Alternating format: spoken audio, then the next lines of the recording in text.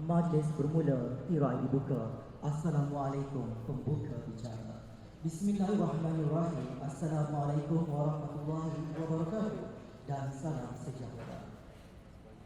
Yang berbahagia Profesor Teknik Mahiran BTD Muhammad Imbalan Naib Chancellor Akademik Antarabangsa Universiti Malaysia Kelantan. Yang berbahagia Profesor Emeritus Dr. Haji Ibrahim Binti Omar, Profesor Emeritus Universiti Malaysia Kelantan. Yang berbahagia Profesor Madya Teknologis Dr. Muhammad Faiz bin Muhammad Amin, Dekan Fakultas Sains Bumi Universiti Malaysia Kelantan. Yang berbahagia Profesor Madya Dr. Muhammad Azwadi bin Sulaiman, Dekan Fakultas Biokejuruteraan dan Teknologi Universiti Malaysia Kelantan. Yang berusaha Dr. Haji Aminah Muhammad, Ketua Jabatan Persiapan Sains Universiti Malaysia Kelantan. Yang berusaha Timbalan-timbalan Dekan Fakulti yang dihormati Encik Sazali Ibrahim, Ketua Penolong Penerakanan Wakil Jabatan Pendidikan Negeri Kelantan. Yang dihormati Wakil Pejabat Pendidikan Daerah Jadi, yang dihormati para pensyarah, para guru serta hadirin dan hadirat yang dirahmati Allah Subhanahu Wa Taala sekalian. Menandatangani tanda kerendahan lafaz bismillah memperkukuhkan autan. Doa dimohon penuh harapan agar majlis mendapat keberkatan. Bagi memberkati majlis kita penuh bermakna pada hari ini, majlis mempersilakan Al-Fadhil Ustaz Muhammad Hafizuddin bin Mat Aziz untuk memimpin bacaan doa. Dipersilakan.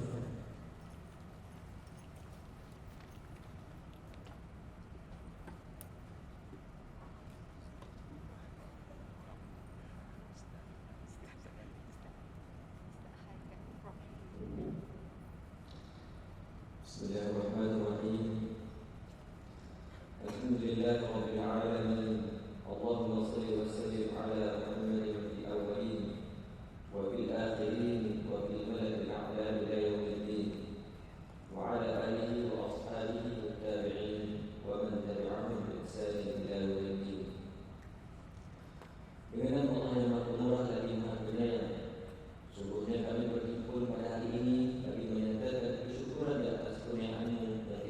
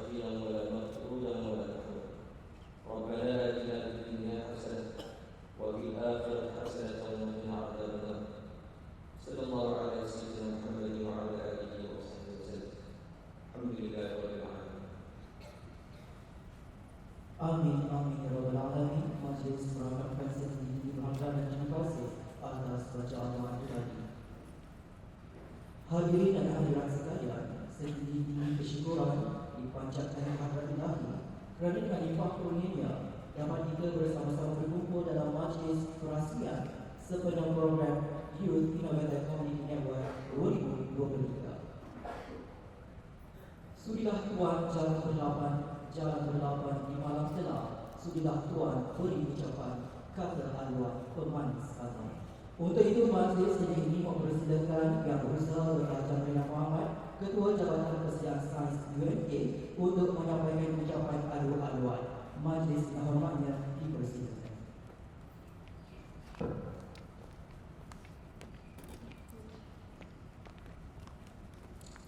Bismillahirrahmanirrahim. Itulah tak tahu lagi nak pakai kopi mana Prof. Alhamdulillah malam dapat berita terbaik. Jabatan Kesihatan Sains dari naik taraf jadi pusat pengajian seksual.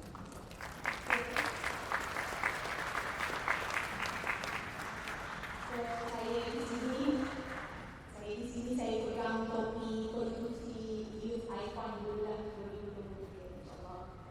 Okey, terima kasih ya saudara Akmal, pengurusi majlis untuk Icon 2023. Yang berbahagia Prof. Dr. Mahiran Muhammad, Ikatan Chancellor Akademi Akal Bangsa Universiti Kelantan. Yang berbahagia Profesor Emeritus Datuk Dr. Haji Ibrahim Umar, Profesor Emeritus dan pengasas Asasi Sains UK. Yang berbahagia Profesor Media Teknologi Dr. Muhammad Faiz Amin, Dekan Fakulti Sains Bumi. Yang berbahagia Profesor Media Teknologi Dr. Muhammad Azwati bin Sulaiman, Dekan Fakulti Biokejuruteraan dan Teknologi. Dan juga saya alu-alukan di sini ialah yang saya hormati mungkin tak timbalan dekan dan juga pengurusan tertinggi daripada fakulti yang kita jumpa, iaitu Fakulti Sains Bumi, Fakulti Biokejuruteraan, Biokejuruteraan dan Teknologi, Fakulti Migrasi Asas Kami, Fakulti Seni Bina dan Artistik, dan juga Fakulti Perubatan Veterina yang akan bakal menerima 258 orang student asasi yang ada dalam dewan ini, insyaAllah. Saya juga mengalu-alukan kedatangan wakil daripada JPN Kelantan, PPD Jeli, para pensyarah UMK Fakulti Jeli dan para pelajar asasi sains yang saya kasihi. Dengan rasa gembira juga, saya alu-alukan kedatangan pensyarah daripada Kolej Matrikulasi Kelantan, dan juga para pelajar Kolej Matrikulasi Kelantan, dah menghantar 23 penyertaan untuk diketahui dalam Icon 2023 dan akan bersaing sengit dengan pelajar asasi.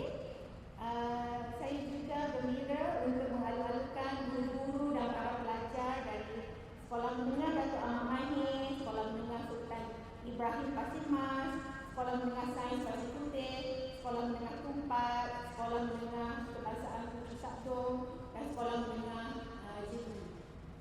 Ada juga dari Sekolah Kebangsaan, iaitu Sekolah Kebangsaan Sultan Yahya Melitra II, Kuala Keras, Sekolah Kebangsaan Kampung Berangan, Selisin Pasir Putih, Sekolah Kebangsaan Jerang Tekoh, Gomusang, Sekolah Panggung Pasir Putih, Sekolah Gomdemi Kota Baru dan Sekolah Kebangsaan Pendok Batu Melintang Jeli. Yang juga turut menyertai Icon untuk kategori sekolah menengah dan sekolah rendah. Saya juga mengambil kesempatan ini untuk mengalu-alukan kedatangan tetamu yang terdiri daripada guru-guru sains dan juga kaunselor daripada sekolah-sekolah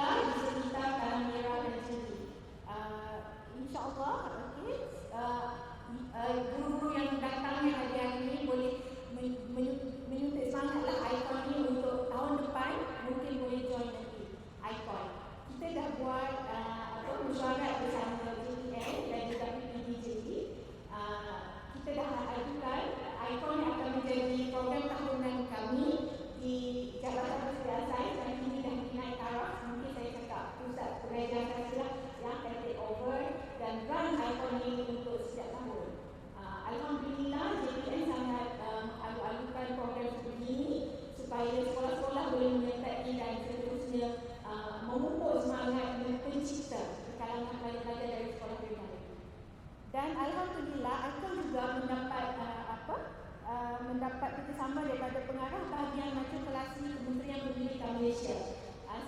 Saya hubungi Dr. Hajah Rosnaliza Abdul Halim dan dia terus panjangkan promosi Icon ni kepada college matrikulasi Kelantan. Saya kata dia boleh open lah ke mana-mana college matrikulasi pun. Cumanya waktu tu singkat sangat, jadi dia open kepada college matrikulasi Kelantan dahulu. Okey. Dan saya juga nak ambil kesempatan ini minta maaf kami masih sikit sebab saya nak kena sebut nama-namanya. Kepada saya nak terima kasih banyak kepada Encik Muhammad Zaid, Ketua Penolong Pengarah Matematik dan Sains, Encik Abdul Wahab bin Muhammad, Penolong Pengarah Co-Academic STEM, Unit Pembangunan Bakat Murid, dan Puan Wan Safia, Wan Abdul Rahman, Penolong Pengarah Kaunseling Unit Hafizah Murid di Jabatan Pendidikan Negeri Kelantan. Dan akhir sekali Encik Muhammad Adafi, Muhammad Yusof, Penolong Pegawai Pendidikan Daerah PPBD. Yang hadir di masa perbincangan penyelarasan program Icon dan seterusnya menjadi pemudah cara kepada kami UMK dengan sekolah-sekolah. Alhamdulillah. Saya juga ingin mengucapkan tahniah kepada pengarah Icon, Dr. Muhammad Johari, dan juga semua warga PSU yang berlumus-lumus mencarikan Icon ni. Saya nak sebut juga nama seorang, Dr. Rizki, Puan Faizatul Nadia, Puan Marjan, Encik Fakullah, Cik Syahidah dan Cik Aiman. Dan saya juga mendapat sokongan daripada pensyarah daripada FSP, iaitu Dr. Wong Kiling, Dr. Irene, Dr. Aina, Dr. Aisyah, Dr. Janatul Naim dan Dr. Nur Syuhada yang merupakan ketua juri bagi Icon 2023. Dan juga bahagian-bahagian lain, PKK, MCP, TPI, CCI, PPKJ dan BPA. Dan akhirnya Icon dapat berjayakan. Walaupun kali pertama, tahun lepas kita dah buat, cuma kita tak open kepada public, sekolah-sekolah dan juga kolej-kolej. Jadi tahun ini kita try buat dan alhamdulillah mendapat sambutannya sangat hebat. Okey, yang ini saya kena tarik nafas dulu. Teristimewa. Okey, saya ucapkan terima kasih kepada Yang Berbahagia Prof. Dr. Haji Ibrahim Cik Umar kerana sudi hadir bagi memberi ucap tamu di Icon 2023. Dan terima kasih juga saya ucapkan kepada Yang Berbahagia Prof. Dr. Nik Mahiran Muhammad atas kesudian untuk merasmikan Icon. Kedua-dua insan ini sangat rapat dengan asasi, jatuh bangun asasi. Ya, Datuk, saya pastikan Datuk ini. Ya, Datuk ini memang mulakan asasi. Asal-asal asasi dia lah pengasas asasi.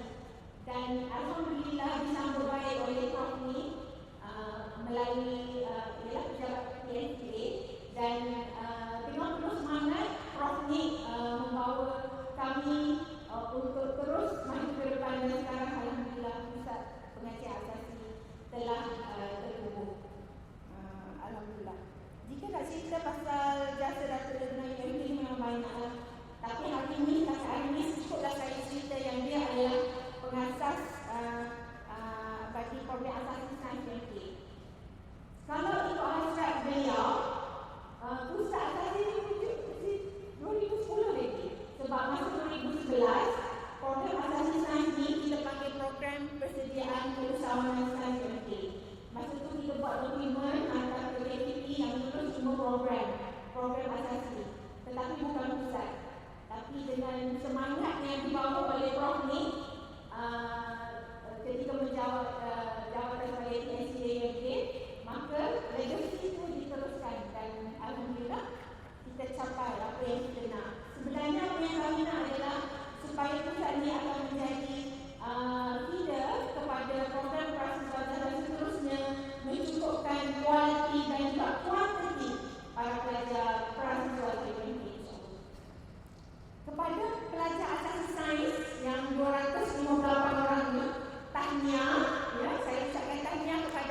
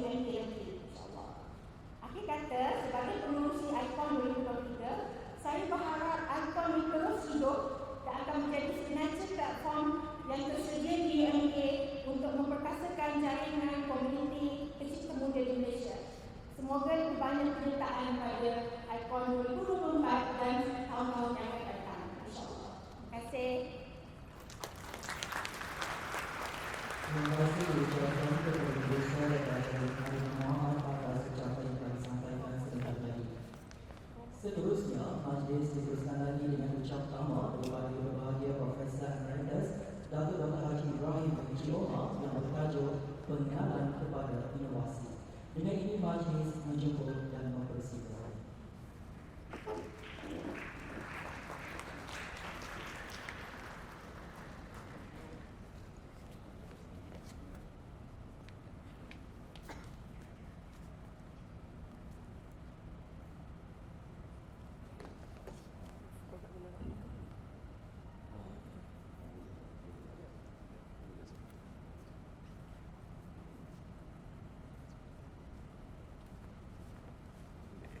Bismillahirrahmanirrahim.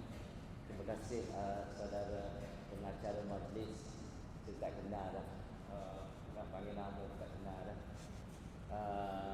Seterusnya yang berbahagia Profesor Dr. Nik Mahiran, Nik Muhammad, ingat lagi tu. Timbalan dan Chancellor Akademik dan Antarabangsa, Prof. Azwadi, Dekan FPKT, Prof. Dr. Faiz. Dr. Faiz, Dekan FSP, Dr. Marina bakal jadi pengarah pusat apa? Pusat Asasi Sains Universiti Malaysia Kelantan. Dan seterusnya kepada semua yang telah disenaraikan tadi oleh pengarah. Saya nak ulang pun saya sudah tak ingat dah. Tapi saya rasa sangat bangga hari ini, dapat bersama-sama datang ke sini, bersama-sama dengan ramai apa nama ni? Nak sebut pun rasa macam terharu sebab these are the people that I would like to see sebenarnya. Selama saya berada di UMK, selama saya berada di UMK, saya telah cuba berusaha dengan sebaik mungkin untuk memastikan komuniti ini wujud bersama-sama dengan kita di universiti untuk menjayakan agenda besar dalam memperkasakan sains dan teknologi. Nah, terlebih dahulu saya nak sampaikan salam. Saya tak sampaikan salam lagi dah. Assalamualaikum warahmatullahi wabarakatuh. Nah, saya kata saya gembira kerana ada dua sebab yang saya rasa saya gembira datang hari ini. Pertama ialah kerana asasi sains itu. Asasi sains ini adalah kerja kuat ramai orang, bukan saya seorang. Dr. Marina adalah salah seorang yang sangat banyak membantu. Dan kita masa muda universiti diwujudkan. Kita tahu kita Universiti Malaysia Kelantan berada di Kelantan, jauh daripada arus perdana pendidikan di Kuala Lumpur. Dan sebenarnya orang yang datang ke Kelantan ini bukan mudah, bukan senang, dan bukan calang-calang orang yang memilih datang ke Kelantan.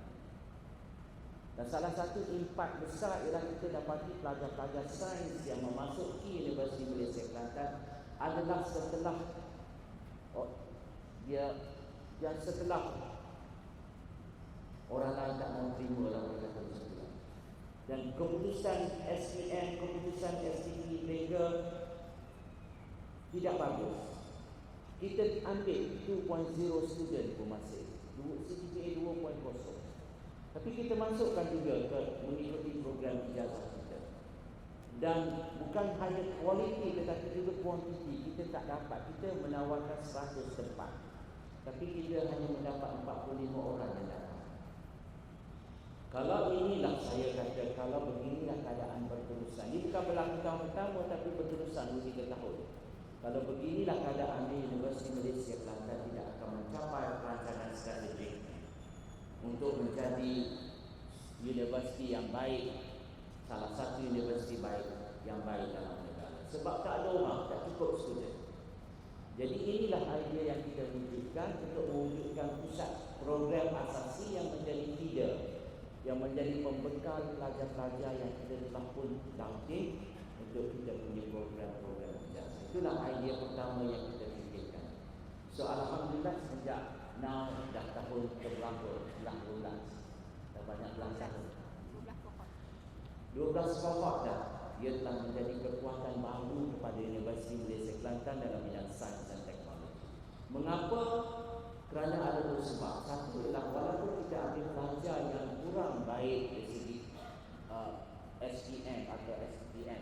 Tetapi dengan pendidikan yang luar biasa yang kita wujudkan di Universiti Malaysia Kelantan, kita telah dapat mengubah pelajar-pelajar ini.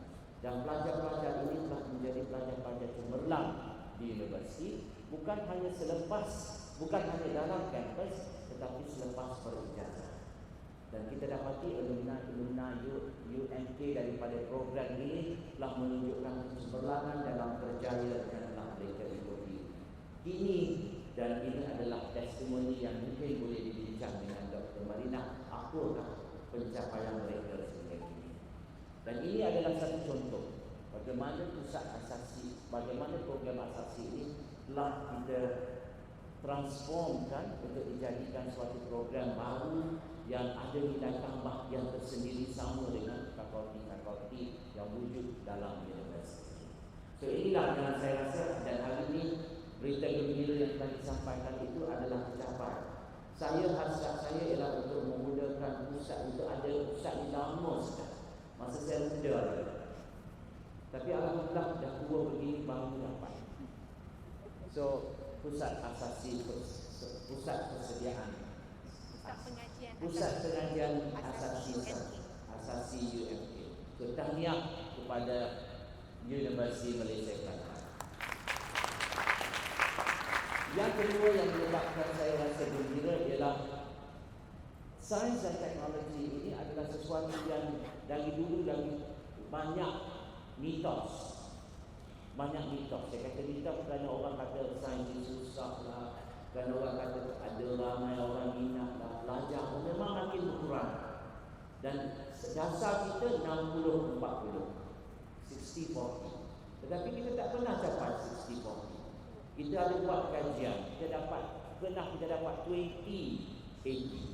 Dan pelajar-pelajar yang mengikuti program sains pun makin berkurang demi tahun. Ini menjadi satu masalah, satu predicament, untuk kita giatkan usaha bagaimana kita nak tingkatkan bilangan pelajar sains dan teknologi. Dan salah satu usaha ialah melalui STEM, Science, Technology, Engineering dan Mathematics. Dan kita juga telah berusaha saya mungkin untuk kukuhkan STEM ini melalui persatuan, melalui macam-macam. Malah kita dah wujudkan dan kita dah lancarkan STEM ini oleh Timbalan Menteri Pendidikan Mary. Satu ketika dulu saya ni orang tua, dia tak ingat, banyak dia dah lupa. Saya dah pencen dah lama dah. Ni tahun keempat saya pencen. Jadi banyak perkara dah mula dah tak ingat. Tapi hasrat kita untuk mengukuhkan STEM ni kita tidak pernah padam. Dan kita nak galakkan. Dan hari ini adalah satu inisiatif yang sangat kita bangga, kerana inilah caranya untuk menggalakkan bilangan pelajar ini meningkat. Banyak insentif, banyak pendekatan telah kita buat. Tetapi kejayaan itu masih kita harapkan supaya ia lebih baik daripada yang kita harapkan. Saya percaya ia harus bermula di sekolah, dan kita harapkan penglibatan sekolah-sekolah ini dalam bidang sains dan teknologi ini dapat kita tingkatkan. Sebab itu di Universiti Malaysia Kelantan memberi keutamaan kepentingan untuk melibatkan sekolah. Ada satu program yang kita wujudkan di universiti, kita panggil Prof at School, yang kita tempatkan profesor-profesor dan profesor madya kita di sekolah-sekolah. Ada sekolah yang bercemerlang, menunjukkan kejayaan, berbagai kejayaan dengan adanya program ini. Tapi oleh kerana inisiatif dari sekolah itu sendiri, ada yang tidak berjaya. Dan kita harap, saya dimaklumkan oleh Prof Nick, dia akan activate balik semula program ini supaya kita boleh libatkan. Kerana sains dan teknologi ini bermula seawal mungkin. Jangan harap di universiti saja, tak mungkin, susah sikit nak galakkan. Yang dah datang tu pun yang bilangannya dah sikit, kuantitinya tak baik, dan kualitinya juga compromise. Jadi sebab itulah kita harap kita harus bekerjasama, dan saya nak ucapkan berbanyak terima kasih kepada JPN yang sentiasa memberi kerjasama. Tadi Dr. Marina ada sebut Encik Zaid, ya. Dan Encik Zaid ni saya kenal, tapi kan saya dah lupa dia macam mana. Dia kata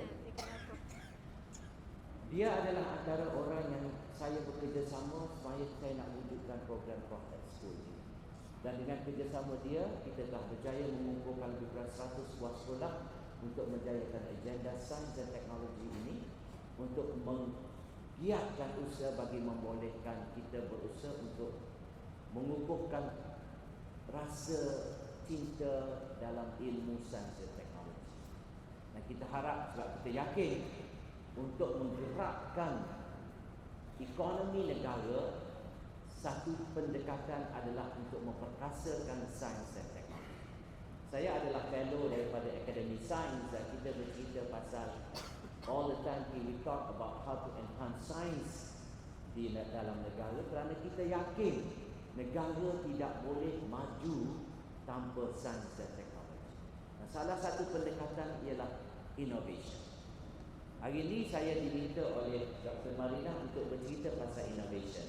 Dia kata, Prof, 20 minit ucap tama. Saya kata saya tak pernah cakap ucap tama 20 minit. Saya cakap intro ni pun dah 20 minit. So I do not know how. Jadi dia kata pengenalan, jangan detail tapi basic innovation punya introductory. Jadi saya nak kongsi ini. I know this is not new, ini tidak baru. Kita dah pun pernah dengar, kita pun dah pernah alami. Dan walau bagaimanapun saya nak jadikan ini sebagai satu permulaan bagi sesetengah. Sebab kita tahu ada juga sekolah rendah ya, ada juga sekolah menengah dan ada college matriculation dan juga ada pelajar-pelajar asasi sendiri. Now, so I try to compile some of the old slides and then put them together and try to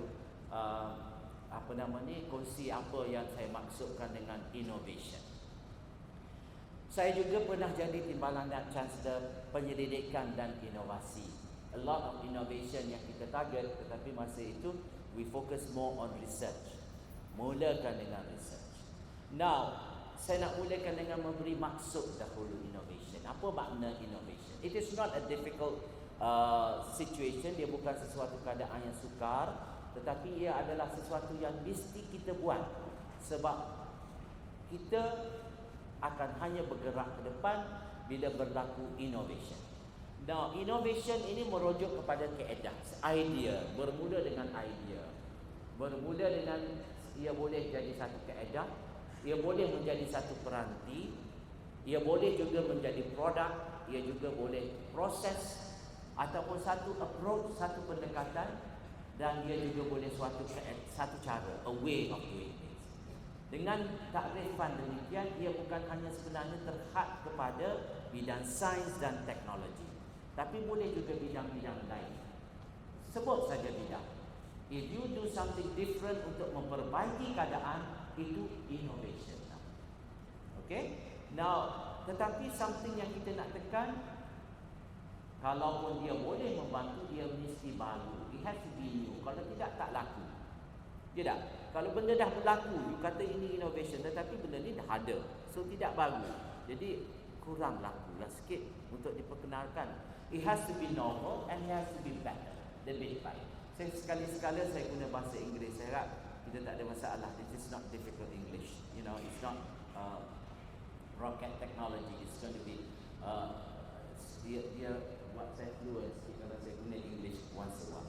Now, prosesnya adalah dalam menghasilkan idea ini dalam bentuk yang saya sebut tadi, produk, proses, etc. Ataupun perkhidmatan services. Walaupun kita jadi pegawai, kita bukan bidang sains, kita bukan bidang material ataupun bidang yang melibatkan benda, tetapi kita memberi perkhidmatan. Pendekatan untuk memperbaiki perkhidmatan juga adalah satu inovasi. Alright, so don't get carried away with innovation you see at the back then. It can be any form yang memberi lebih kelebihan dalam satu pendekatan. Okay? Now, pengguna sanggup untuk membayar kalau ianya baru, kalau dia lebih baik, kalau dia novel. Okay? So ini yang kita nak tekankan. Kita kena ingat kita ada pelanggan. Innovation ini bukan sesuatu yang kita buat saja-saja kita nak buat. Kita expect return, kita expect pulangan, dan pulangan itu mesti datang daripada pengguna yang akan menggunakan produk itu ataupun proses. Now dunia inovasi ini yang satu yang penting dia perlu creativity.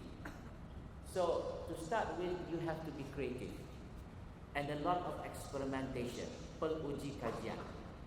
A lot of try and error, nak uji market, nak uji penggunaan, nak uji sama ada ia lebih baik ataupun tidak, dan nak uji sama ada apakah perbandingan antara yang lama dengan yang baru. Okey, dan ia mesti boleh diulangi dengan kos yang minimum. Kalau kita mula balik innovation ini, dia mesti lebih murah satu daripada faktor daripada yang sebelum. So that is innovation. Okay, next. Nah, dia ada dua perkataan yang saya nak bezakan. Satu innovation, satu ciptaan. Englishnya innovation and invention.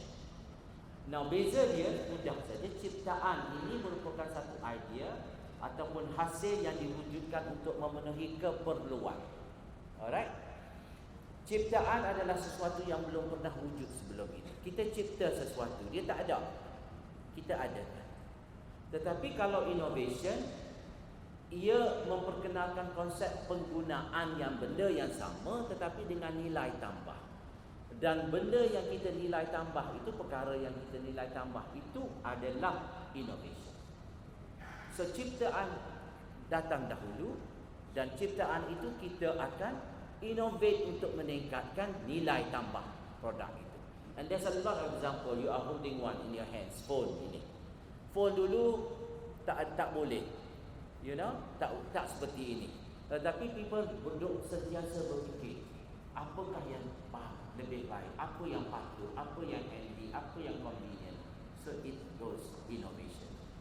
And you see, sekarang telefon sudah, telefon yang ada dekat rumah yang dulu dah, yang pakai dah tak laku dah. So this is a simple example. It's not simple, you know, to innovate telefon walau bagaimana. Tapi contoh yang baik untuk menunjukkan perubahan ini telah menyebabkan keadaan menjadi lebih baik. Now, there's a lot of other things, you know, telephone, computer, kereta. These are all innovations. And innovation ini, seperti saya kata invention tadi, dia start dengan research. Dan ini adalah penyelidikan dan penemuan ini adalah komponen yang kita duk didik anak-anak kita, science dan technology. They have to know science, they have to know research. Kalau dia tak tahu science, dia tak tahu research, I'm talking about science and technology now, I'm not talking about that yang bukan science. Dia tidak boleh nak innovate. They have to start somewhere. They have to know research, they have to know science and technology. Kemudian bila dia tahu science dan technology, dia tahu dah penyelidikan, dia start inventing. And this is a technological part, komponen teknologi yang kita ada sekarang ni, komponen teknologi. So the invention yang ada itu adalah actually the technology that have been developed through research and a lot of discoveries. Okay, dan kemudian bila dah ada dalam pasaran, kita kata ini bagus, tetapi ia lebih bagus kalau so and so and so. There you start innovating. So innovation comes. Inilah komponen perniagaan. Because saya kata tadi, customer will be willing to pay for any new things that is coming in the market. So mulalah kita dah boleh punya. Walaupun ciptaan itu people ragu-ragu. Nah, tetapi bila kita kata ini lebih baik daripada yang dicipta dahulu, so people are going to pay for it. So that is a business yang mula bermula, yang boleh bermula. Dan akhir sekali, bila kita dah mulakan perniagaan, kita akan sebarkan maklumat ini, ramai dah pengguna, there it goes, dia masuk dalam masyarakat. Dan kita terapkan ini ke dalam masyarakat, teknologi, innovation kita terapkan dalam masyarakat. Di sinilah kita boleh ubah masyarakat. We can change the scenario of the community yang disebabkan impact daripada innovation. Next. Nah, dalam innovation ini dia ada banyak jenis sebenarnya. Saya dah sebut tadi berbagai bidang. Nah, tetapi dia yang kita tahu kita ada 5 jenis. Satu ialah innovation terbuka, kita panggil open innovation. That means open innovation ni is a konsep yang berfikir luas. ubah sana sini, short term, tetapi it's always trying to improve. Dia benda ni bukan tahan lama, bukan lasting, tetapi it helps to improve, dan kita panggil open innovation. Yang kedua ialah incremental innovation ataupun competitive. Ini adalah kerana kita nak big pesaing. Kita innovate because we want to compete. Kita nak bersaing dengan pesaing kita. Because saya dah kata tadi, dia dah mula berniaga. So we have to compete. So why you innovate? Sebab kita nak compete. Kita nak bersaing. Ya, dan ia mesti meningkat. Sebab tu saya kata incremental. Dia tak boleh makin berkurang. Tidak, orang tak beli. Dia kena meningkat. Innovation itu mesti lebih baik daripada sebelum ini. Alright? Innovation baru. Sometimes there are breakthrough yang kita boleh buat. Yang nombor 2 tadi, peningkatan tidak semestinya breakthrough. There's nothing rocket science about it. But yang ketiga ini yang baru, yang breakthrough, satu penemuan yang innovation yang menjadi hebat dalam masyarakat. Yang ketiga, yang keempat ialah disruptive. Disruptive ini kita terpaksa buat walaupun dia merosakkan, tetapi dia diperlukan untuk memperbaiki keadaan. Bila kita baiki keadaan, ada perniagaan, ada produk yang kita terpaksa musnahkan. Ya tak? Contohnya dengan ada email, dengan ada email, post office dah kata hantar surat. Itu disruptif kepada email. Innovation email itu telah menyebabkan pos biasa itu sudah tidak relevan seolah-olah. Dah tak ada orang hantar dah kad raya sekarang ni. Ada tak siapa-siapa ada terima kad raya sekarang? Dulu ni hari ke berapa? Hari dah ke 21 kan. Masa saya muda dulu, hari ke 21 ni kad raya saya dah ini. Sekarang satu pun tak ada. Tak ada orang siapa pun nak hantar kad raya. Orang email saja, WhatsApp. So this is to destroy the industry of kad raya. Itu dipanggil destructive innovation. Okay, it is an innovation, tetapi dia merosakkan sistem lain. Yang akhir sekali ialah daripada penyelidikan. There are innovation that is created through fundamental research. Alright, dia yang kita buat. There are research that is ongoing to always improve, terutama dalam bidang perubatan, medical, because there are always new things that are coming up. Kita tak pernah dengar spacer dalam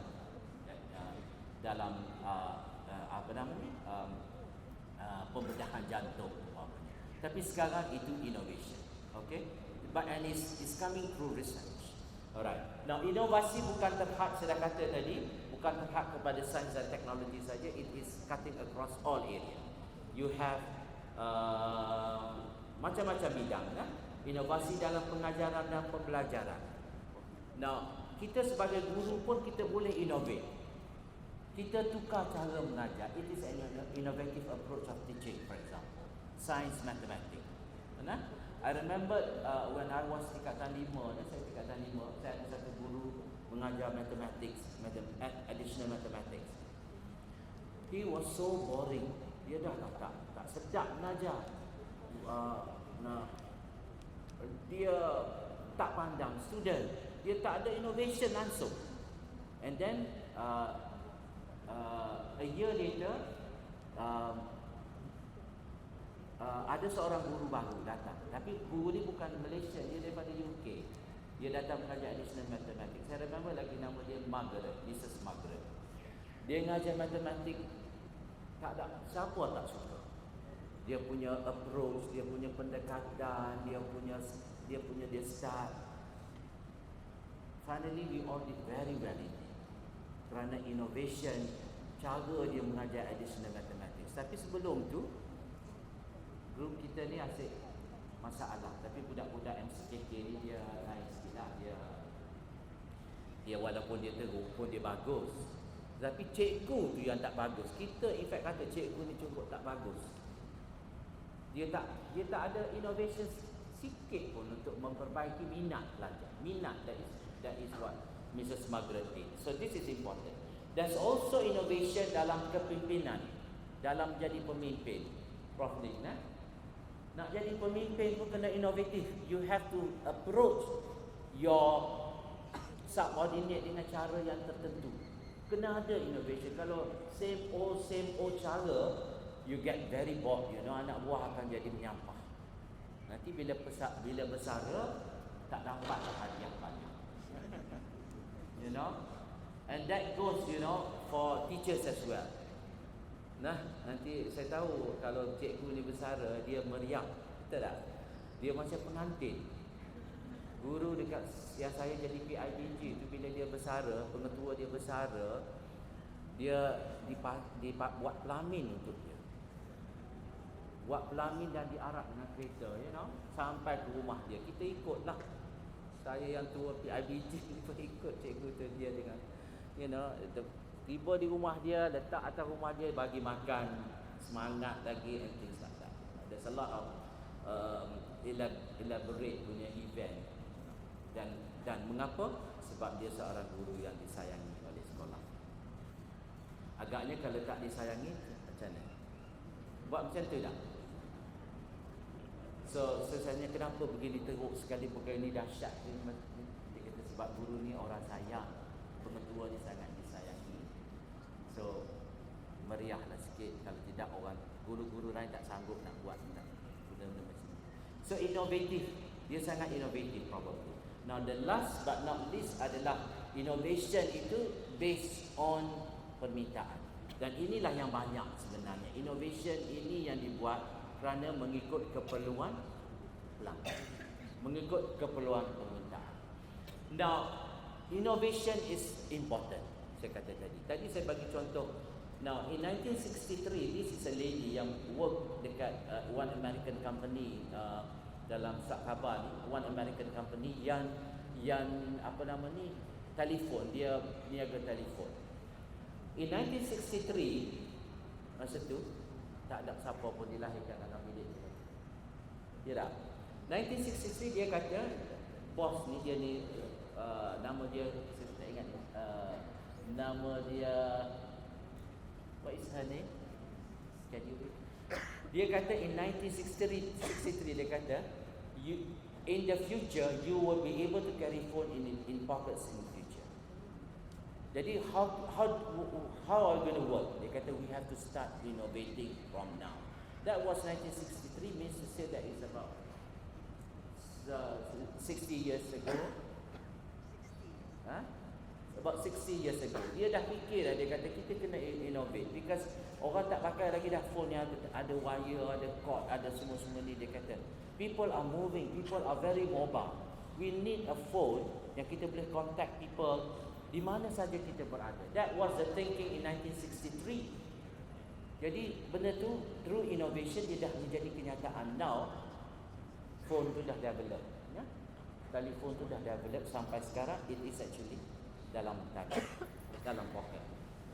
Okay, so this is one example. Now it is a critical issue. Maknanya dia innovation ni sangat perlu untuk memastikan kita boleh terus berjaya dan maju ke depan. If you don't innovate, you jadi same orang lama yang tak boleh pakai lah. Kita nak berjaya, kita nak cemerlang, so we need to innovate. Now, and furthermore, the market needs a new product. Sentiasa memerlukan benda baru.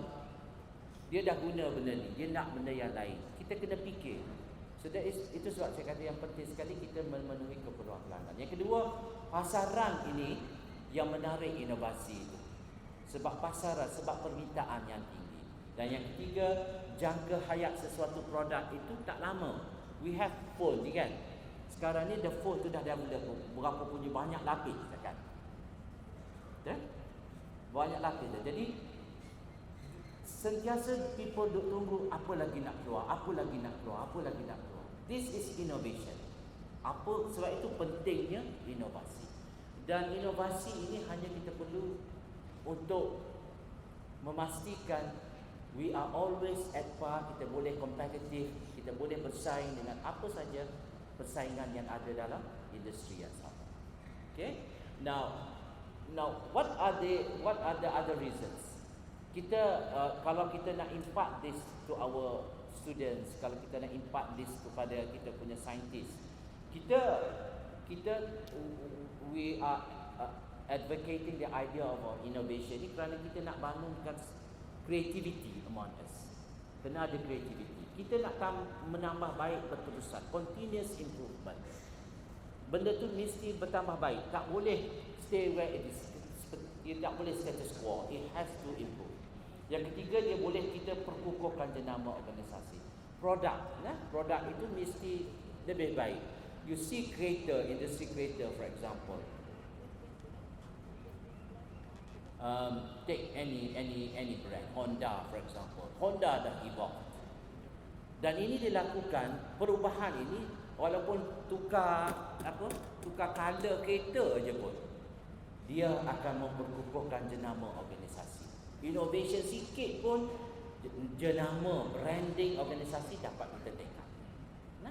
Dia juga penting kerana produk ini akan menjadi lebih baik. Kita kata innovation will improve product. Okay? Lebih baik, lebih mantap. Dan juga kita juga kena peka kepada perubahan dunia. Apa yang sedang berubah? Kita tak boleh nak pakai perkara yang lama. Orang kata, orang dah tak pakai kereta ni, orang dah berubah sekarang ni, orang dah cerita pasal electric car dah. Orang tak cerita dah cerita ni.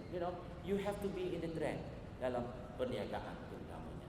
Dan akhir sekali, kalau kita ada sesuatu innovation dalam produk kita, bermakna kita ada satu ciri unik pada produk kita yang kita boleh jual. Oh, saya punya, katalah buat apa ni? Akok. Saya buat ambil contoh akok. Ni kena akok. Akok ni masa program Prof Faruk buat program apa? Prof Faruk buat program SEED tu. Ada satu program UMK yang dipanggil SEED, SEED. Dia Economy Development Program dan dia train people to do innovation to improve dia punya community. Dan contoh yang saya nak beri ialah akok. Akok ni kita tahu akok ada beberapa jenis yang common dah. Akok lalu bila puasa akok pada dia. Dia ada akok kecut, dia ada akok nisai, dia ada akok pandai. Tetapi akok yang Prof Faruk, Profesor Faruk, one of our professor dulu, dia beritahu kepada orang kampung tu sebuah akok berbagai flavor. Ada akok strawberry, flavor strawberry pun ada. And this is an innovation. Rupa-rupa ada orang suka. So this is yang menjadi ciri unik akok mochi ni, perisa dia strawberry. Dan added selain daripada strawberry, kecut retain, nisai ada lagi, tetapi ada additional flavor strawberry. So, satu innovation. Ini adalah simple innovation, but dia mencerminkan maksud saya memiliki ciri jualan yang istimewa tadi. So, ciri baru ada. So, you can do this very simple innovation, tetapi it has impact yang besar kepada produk itu. Now, selain daripada itu, you see that kesan kepada ekonomi besarlah kalau dah macam tu, ya tak? Macam simple example akok tadi, dia telah mempengaruhi jualan makcik kepada ekonomi dia dan masyarakat. Tak pernah lagi dia kata makan akok rasa strawberry. Ada impact sekarang kan. Tapi tak tahulah sekarang ni masih jual akok rasa strawberry perpaduan. Now, dia akan mempengaruhi ekonomi. The most important innovation, we are talking about business, dia akan mempengaruhi ekonomi. Now, ada satu contoh di situ, breakthrough innovation boost economy. You see, itu mengikut tahun dengan masa. Daripada tahun 1820 hingga 2016 itu, you see, it is climbing. Kerana sentiasa benda baru. This is one example. Sama dengan kita, you see, dekat perubahan dalam ekonomi dan cara hidup, masyarakat pun berubah. Tak ada dah kereta yang macam dulu tu, steam vehicle now, you can't find it. Maybe ada dalam showroom dekat museum, but no longer, sebab dah tak boleh. Jalan pun seluruh ngayak dalam radar. So we want electric vehicle, for example, in the 21st century. So this is another economy. Kita boost ekonomi, selain daripada kita perlu innovation. Nah, inovasi ini adalah untuk mencari peluang. Inovasi juga menterjemah idea kepada hakikat kehidupan. Hakikat kehidupan makna dia, hidup kita kena berubah. We cannot be the same macam dulu lagi. Setiap masa dulu, masa kita budak-budak, dah tak sama. Dah orang, cara hidup kita dah berubah. Untuk kita maju ke depan dengan keadaan hidup masa kini, something has got to change. Ya tak? Dia tak boleh kalau tak ada perubahan. Mesti berubah. So itu innovation, impact innovation. Teknologi baru dan cara berfikir yang terkini. Kalau dengan innovation, innovation juga akan membantu syarikat berkembang kerana kita kata ekonomi. Alright. Dan akhir sekali, dalam ekonomi ia adalah proses utama dalam moden, dalam ekonomi moden ini. It is the main, paling utama untuk menjayakan ekonomi moden ialah melalui innovation. So we've got this term innovation-led economy. Pernah dengar? Innovation-led economy. Maknanya dia innovation yang memacu ekonomi tersebut. Tak ada innovation, tak ada bergerak ekonomi. Orang tak mahu benda yang lama, orang tak mahu benda yang dah. Ingat, tengok tak cerita Sumpah Orang Minyak? Pernah dengar tak cerita Sumpah Orang Minyak? Yang lukis batik tu, dia pergi jual batik. Kita tak tengok TV orang. Dia nak tengok cerita Sumpah Orang Minyak. Dia buat batik kan. Batik dia tu dah old fashion. Dia pun pergi jual. Lepas tu dia balik. Tak laku batik dia. Tiba-tiba Piramli ni yang jadi, yang dah cantik ni, yang dah di apa namanya, dah dicantikkan oleh bunian ni. Dia kata, ni kenapa ni macam ni? Dia kata orang-orang pakcik dia kata dia dah tak, orang dah tak nak belikan batik dia sebab ni fashion lama, tak laku lagi dah. Dia kata orang sekarang nak fashion bunga-bunga, corak-corak yang luar biasa. Dia pun kata tak apa, nanti dia balik. So dia lukis corak yang baru, corak yang cantik. Bila pergi jual, semua habis. So very simple example of dia perlu innovation. Walaupun dalam corak batik, kain batik sekali. Kalau kain batik yang lama, bunga sama, semua pakai jenis sama, tak bercorak macam ni, ingat kita berkenan ke tidak? Hari-hari baju serupa je macam seragam jadinya. Tapi kalau kita pergi ke pasar Siti Khalijah, kita nak tengok tukang orang jual kata ini baru sekali, nak baru tulis, baru design, bla bla bla. Ya tak? Baru orang pun minat. Kalau ni ada dah, pakai dah, makcik pakai dah lama dah. Tak mau dah. Alright, so that is the whole idea, you know, in layman punya interpretation of why you need innovation back. Okay, next. Now, pertumbuhan ekonomi yang saya kata innovation led tadi adalah sangat penting kerana ia akan juga membantu untuk mengurangkan cost production. Your innovation must include reduction in the cost. Kalau nak buat mahal, lepas tu innovate, bertambah mahal jadinya dengan tak ada value added, orang tak beli. Jadi kita mesti pastikan lebih murah. Cost production mesti juga lebih murah untuk membolehkan kita jual murah. Tetapi ada added value. So those are the thinking dalam innovation that you have. Now innovation ini menghasilkan pelbagaian. You can have varieties of product. Benda yang sama tetapi berbagai. Tadi akok tadi, ada akok kecut, ada akok pandan, ada akok apa lagi, nissan, ada akok strawberry, ada akok flavor. Saya lagi ada banyak flavor yang perlu buat tu. A variety of product. Tapi akok, asas dia akok. Telur kena ada. Kalau tak ada telur tak jadi akok. Tetapi ada kelainan. Alright. Teknologi telah merevolusi banyak aspek kehidupan juga. Our life has changed drastically dengan innovation. You think anything?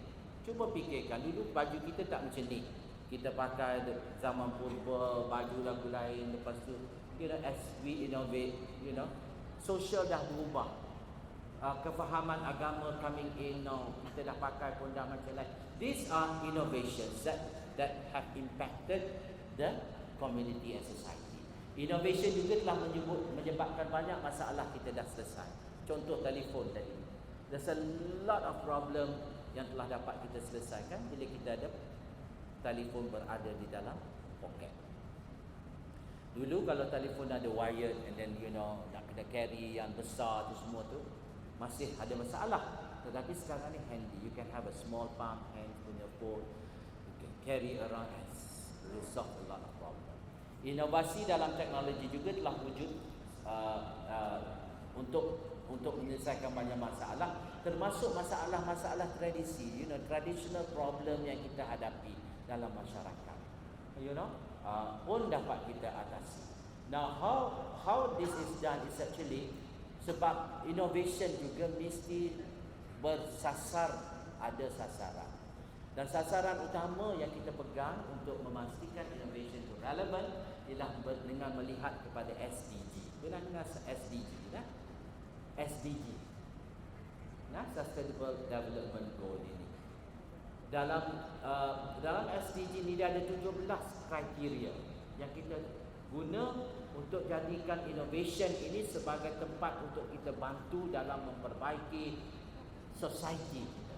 The first one dalam SDG ini ialah poverty, kemiskinan. Bermakna innovation juga digunakan untuk membantu mengatasi masalah kemiskinan. Ada lagi dalam SDG itu ada 17 semua. Setiap satu innovation ini kita sasarkan. If you innovate, then the question is, which SDG are you going to solve? Kita kena tanya that question. Okay? And you see the first one di situ ialah poverty. Alright? Tak berapa jelas. There's a lot of isu tradisi dalam masyarakat yang kita boleh selesai kalau kita gunakan SDG sebagai sasaran untuk innovation. Now, terhadap global, there are a lot of companies sebenarnya yang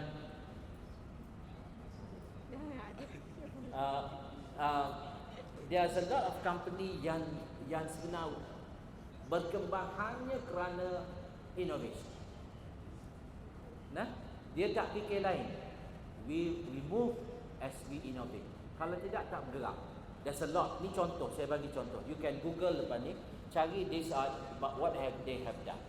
Now, and at the same time, there are also destructive innovation yang sebut tadi. Saya nak bagi contoh satu lagi. Eastman Kodak Company. Pernah dengar tak Eastman Kodak Company? Eastman Kodak Company ni dia ni fotografi filem bulung. Kalau kita nak tangkap gambar dulu, kita ada kamera, kita beli filem bulung kan. Tapi oleh kerana dengan ada digital fotografi ni, kedai syarikat Eastman Kodak ni sebab dia tidak innovate, dia tak pegang kepada prinsip global company now untuk innovate, dia tutup kedai. Dah pupus. Sekarang ni Eastman Kodak Company does not exist anymore kerana telah diambil oleh digital fotografi. Kalaulah Eastman tu dulu fikir macam orang telefon tadi, 1963 dah fikir that the future is to have phones which are pocket size. Kalaulah orang Eastman Kodak ini fikir kita tak boleh dah nak gulung filem ni, kita dah kena bubuh filem ni set-set dalam satu gadget dah, so that orang boleh ambil seperti gadget digital yang ada kini, Eastman masih wujud. Dia tidak akan dipupuskan. Tapi sebab because no innovation, tidak siapa pun memikir untuk innovate, then Eastman Kodak Company dah tak wujud. So there's a lot of companies yang 100% rely on innovation sahaja. Every year you will find that this company, if you Google that, dia ada tiap-tiap tahun dia akan ada produk baru, and produk-produk ini ada nilai tersendiri yang menarik minat pelanggan. Okay? Apple, for example. Okay? Dan ada lagi senarai itu saya letakkan di situ. Next. Now, strategi untuk menjadi inovatif. Dan sekarang kita dah faham that innovation is important, ada banyak kepentingan, ada banyak kegunaan. Yang kita nak harapkan macam kita semua ni ialah nak suruh budak-budak, anak-anak kita, pelajar-pelajar kita, itulah yang innovate. Kerana mereka lah yang akan mengubah senario ekonomi dan masyarakat kita. Now, kita mesti bersedia, kita mesti pastikan dalam kalangan mereka itu ada minda yang bersedia untuk perubahan dan berfikiran positif. So ini latihan yang kena adalah dalam pendidikan kita. Creative mind ataupun positive thinking. So dalam kurikulum pendidikan tak boleh lari dah lah kalau nak suruh ada innovation. Now, wujudkan suasana kerja yang memerlukan keadaan dicabar. You cannot have same old kaedah. Mesti dicabar. Termasuk ni pemimpin innovation tadi dah. Dan kita kena cabar. Kita selalu dalam keadaan selesa, kita tak pasti kita ni perlu berubah ke tidak.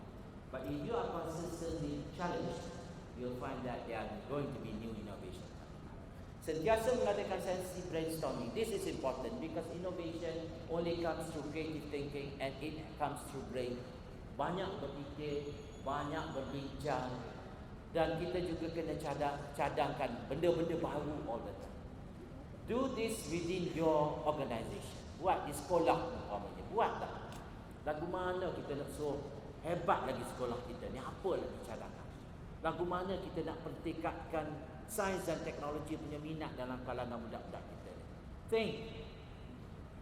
Think, jangan suruh satu dua orang saja berfikir. It will not work. You know? Nilai cadangan. Kalau ada cadangan, appreciate the decision dan bekerjasama. You know, this is very important. You have to collaborate.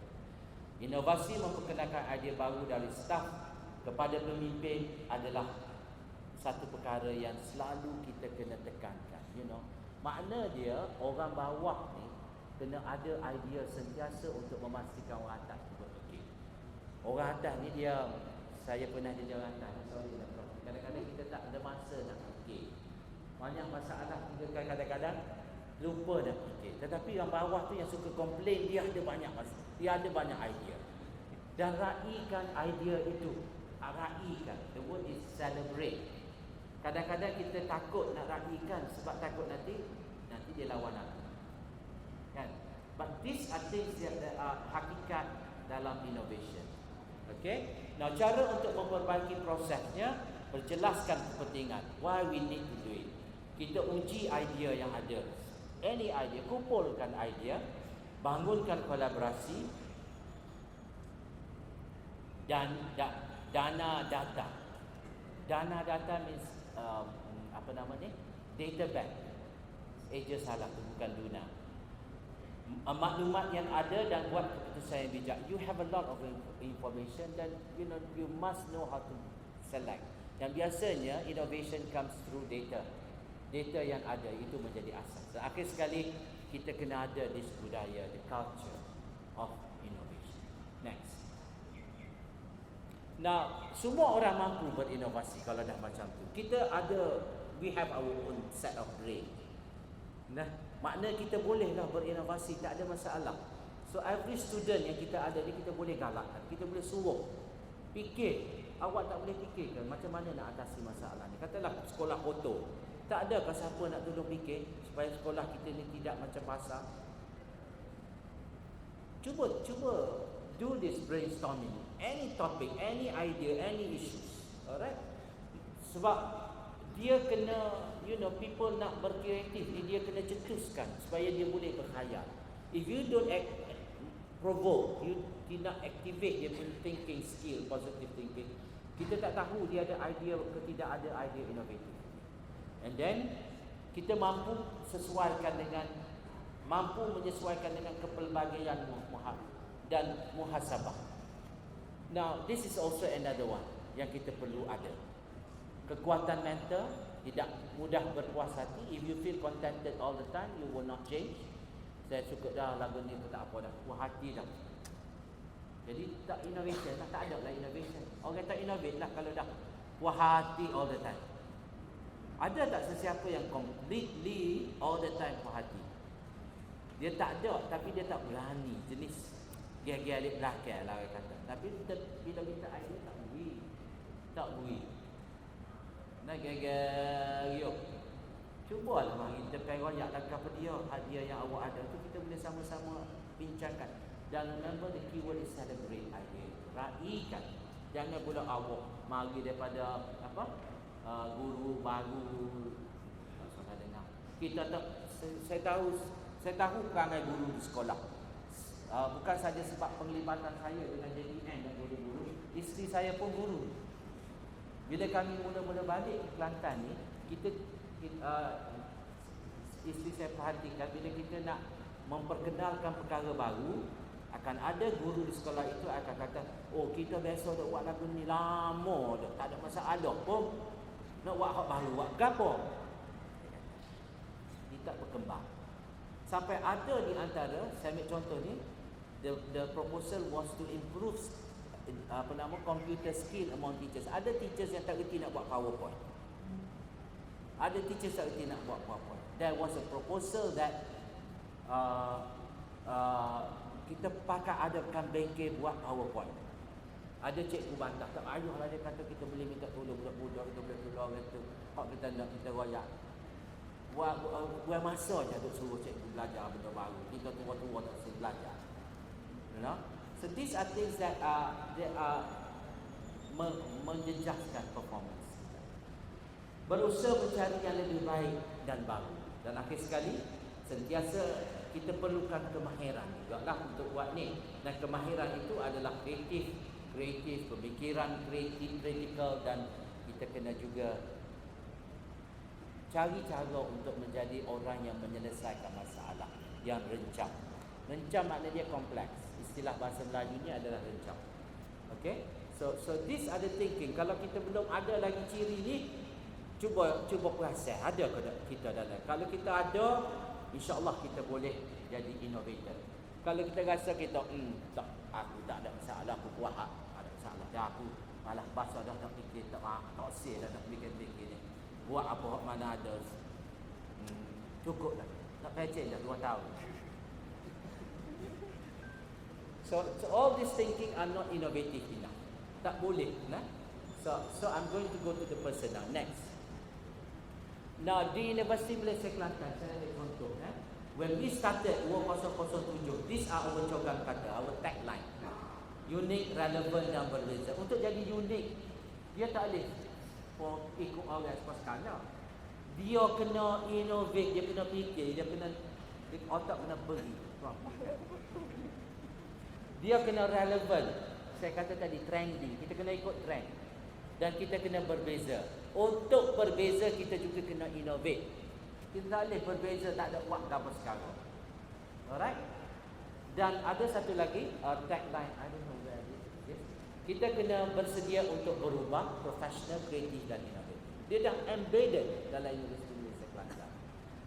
Dan second generation punya tagline ialah transformatif, entrepreneurial dan excellent.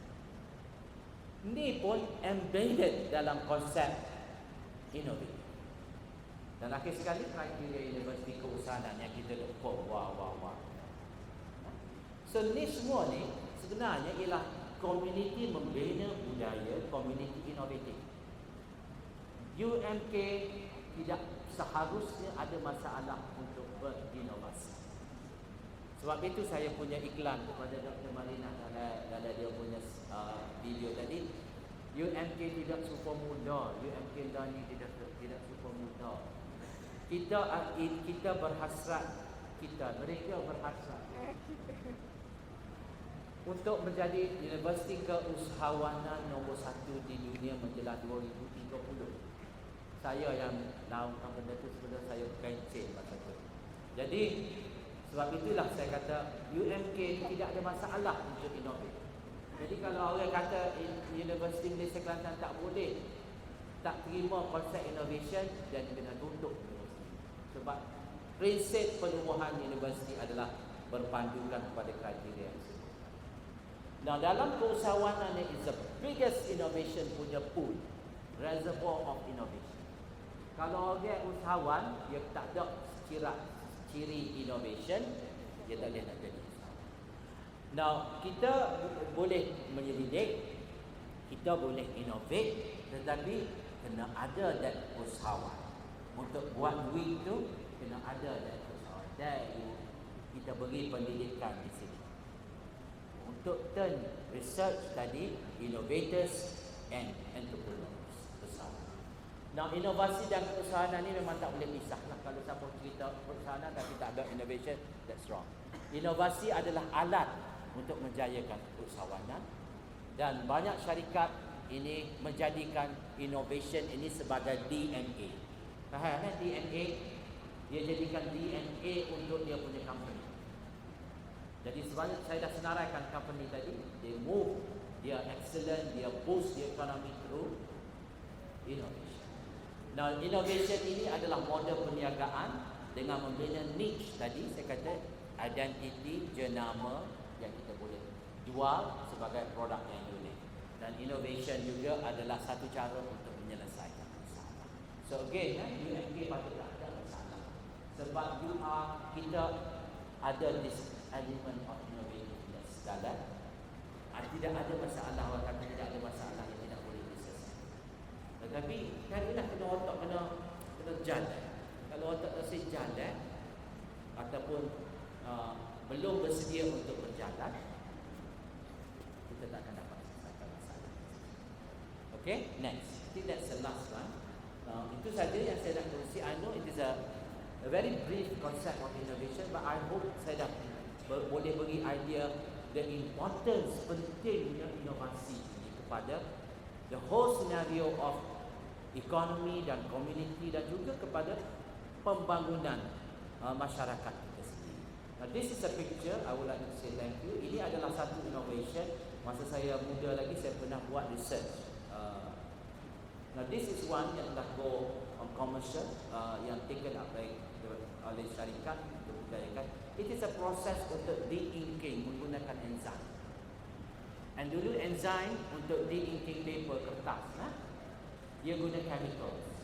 So we were thinking of how to do it through enzymatically. So we have done this, we have developed the prototype, dan this prototype has been taken up dan telah pun digunakan untuk continuous process for de-inking. Alright, dan ini adalah satu innovation yang dilakukan bersama dengan salah seorang pelajar PhD saya, dan telah menerima anugerah penyelidikan terbaik semasa dia menerima anugerah ijazah kedoktorannya dalam bidang bioteknologi. Alright, so itu saja yang saya nak sampaikan. Saya harap kita dapat gambaran. Kalau ada soalan, if you have any question, I will most willing to entertain one or two questions before saya tutup. Ada soalan ke? Ada soalan ke? Any question? Boleh? Kalau tak ada, saya ingat di situ saja. Thank you sekali lagi. Terima kasih banyak kepada semua. Terima kasih kepada Dr. Wadina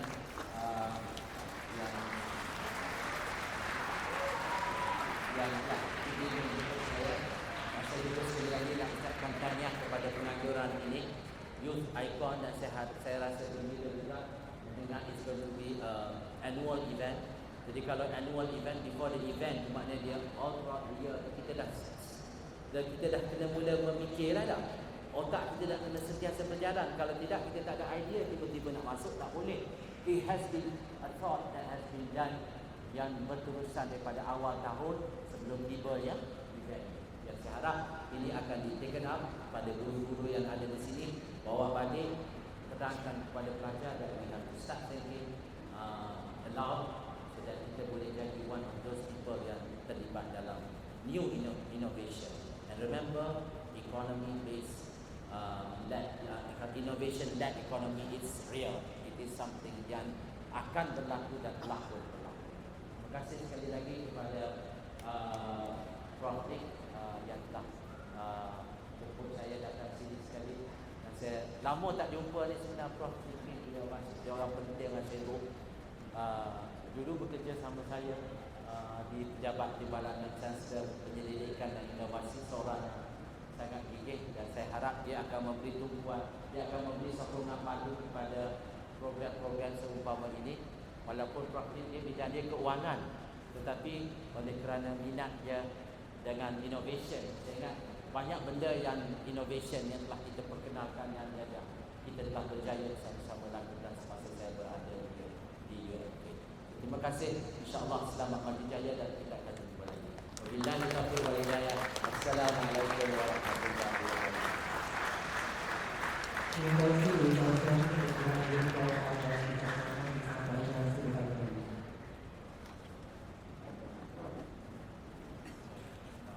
Hadirin dan hadirat yang dimuliakan, majlis meneruskan lagi dengan ucapan perasmian daripada Tuan Muhammad kita berpagi ini. Oleh itu, majlis dengan sukacita dan hormatnya menjemput dan mempersilakan Yang Berbahagia Profesor Kemahiran Nabi Muhammad Timbalan dan Chancellor Akademi Antarabangsa Universiti Nasional dan terakhir menyampaikan ucapan dan seterusnya merasmikan program Youth Icon 2023 dipersilakan.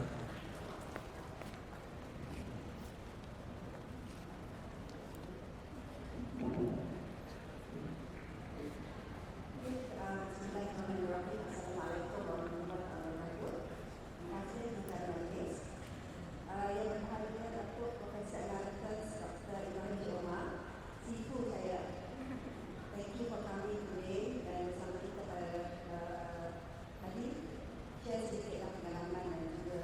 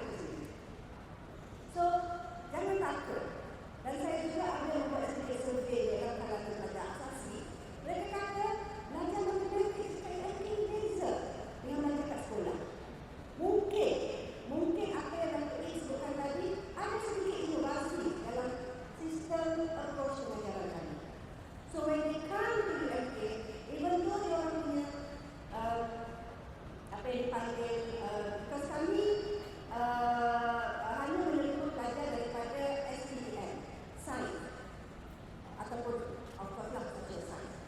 So mereka yang daripada asasi yang masuk pra-ijazah, SPM ni sains, tapi SPM ni bukan sains, boleh bawa subjek sains masuk ke program sarjana sains. Kerana mereka kata apa? Nama dulu, cikgu tak boleh jalan tinggi. And they understand more physics, biology, and chemistry. So, what I'm trying to say is that bila mereka masuk universiti, mereka akan rasa lebih mudah.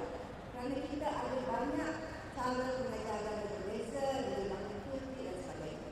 Jadi, anak-anak kalau ada di sini yang sekolah rendah, sekolah menengah, cikgu juga mohon untuk mempromosikan aliran-aliran sains ini. Sebenarnya tadi sebutkan tadi, lepasan-lepasan sains adalah sebenarnya kerjanya pemerintah. We need to become negara yang lebih dewasa. Tanpa mereka, negara kita akan hidup takut lama dan kita tidak akan ada inovasi-inovasi yang kita harapkan. So itu yang pertama lah. Jadi pada tahun ini insyaAllah, kami akan meningkatkan lagi bilangan pelajar asasi. Tujuannya kita ingin meminta supaya lebih ramai lepasan SPM masuk ke universiti Malaysia ini. Sebab sebelum ini, jika tak ada asasi, kebanyakan pelajar yang masuk ke universiti adalah daripada lepasan SPM ataupun STAM ataupun vocational. Jadi kita tahu lepasan SPM lebih kurang dalam 400,000 pelajar, berbanding dengan SPM yang hanya 200,000. So insyaAllah tahun ini kita akan mempertingkatkan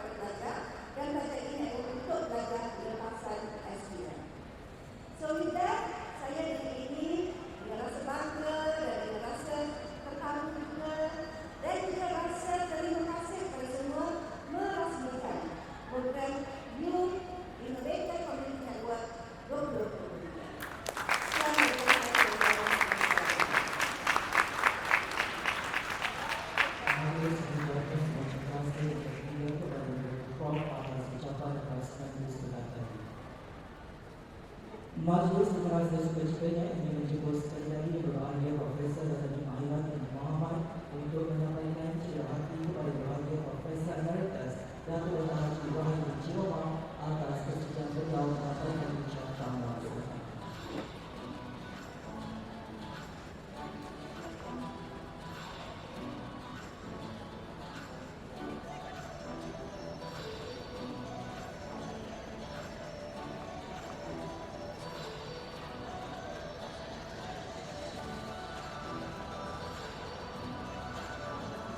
Seterusnya majlis mempersilakan berbahagia Profesor Madya Datuk Muhammad bin Muhammad Dekan Pengurusan Studi bagi menyampaikan cita hati kepada yang berbahagia Profesor Dr. Mahiran bin Muhammad sebagai tamu berharga. Terima kasih diucapkan kepada berbagai Prof. Dr. dan berbagai Profesor Madya dan kami hormat atas penyempurnaan acara yang kesempatan. Majlis mengucapkan terima kasih sekali kepada semua tetamu majlis ini di luar kuasa bersama-sama untuk memeriahkan majlis sekarang ini. Di kesempatan ini saya mohon dipermaafkan ada salah silap